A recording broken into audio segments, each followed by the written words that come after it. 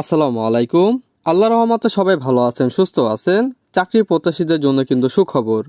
বন্ধুরা, দেখতেই পাচ্ছেন আকিজ গ্রুপ আকিজ বিড়ি ফ্যাক্টরি লিমিটেডে 15,000 টাকা বেতনে সরাসরি সাক্ষাৎকারে নতুন একটি নিয়োগ বিজ্ঞপ্তি প্রকাশিত করেছে। মূলত এখানে আপনারা ন্যূনতম 8ম শ্রেণী পাশ করলেই কিন্তু সরাসরি সাক্ষাৎকারে অংশগ্রহণ করতে পারবেন। সকল জেলার প্রার্থীরা কিন্তু সরাসরি সাক্ষাৎকারে অংশগ্রহণ করতে পারবেন। এই নিয়োগ বিজ্ঞপ্তি সম্বন্ধে এই ভিডিওতে বিস্তারিত আলোচনা করব আমি সুমন। আর মূল ভিডিওতে যাওয়ার আগে সবার কাছে অনুরোধ থাকবে, আপনার যদি রাজ্য বিড়ি চ্যানেলে নতুন দর্শক হয়ে থাকেন অবশ্যই আমার চ্যানেলটি সাবস্ক্রাইব করে পাশে থাকা বেল আইকনটি ক্লিক দিয়ে রাখবেন, যাতে নতুন কোনো ভিডিও আপলোড করার সাথে সাথে সবার আগে আপনার কাছে নোটিফিকেশনটি চলে যায়। আর আপনি যদি ভিডিওটি ফেসবুক থেকে দেখে থাকেন অবশ্যই রাজ্য বিড়ি পেজটি লাইক অ্যান্ড ফলো দিয়ে রাখবেন। তো চলুন বন্ধুরা, কথা না বাড়ি নিয়োগ বিজ্ঞপ্তি সম্বন্ধে বিস্তারিত আলোচনা করি। পদের নাম পরিবেশ কর্মী কাম নিরাপত্তা প্রহরী আবশ্যক, সরাসরি সাক্ষাৎকারে।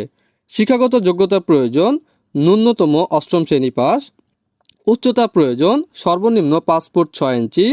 নিরাপত্তা প্রহরী হিসেবে 1 বছরের কাজের অভিজ্ঞতা থাকতে হবে। মাসিক বেতন সর্বসাকুল্য 15,000 টাকা।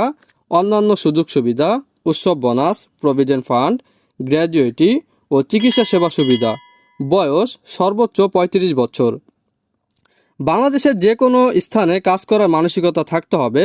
আবেদনকারীর পছন্দনীয় স্থানে নিয়োগ প্রদান করা হবে না।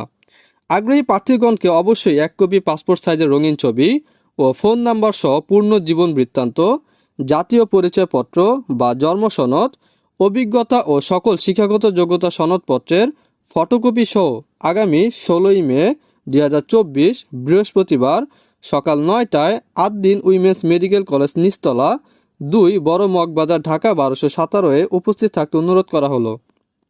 তো এই নিয়োগটি আমি আমার অফিসিয়াল ওয়েবসাইটও দিয়ে দেবো, আপনারা ওখান থেকে কিন্তু ডাউনলোড করে নিতে পারবেন।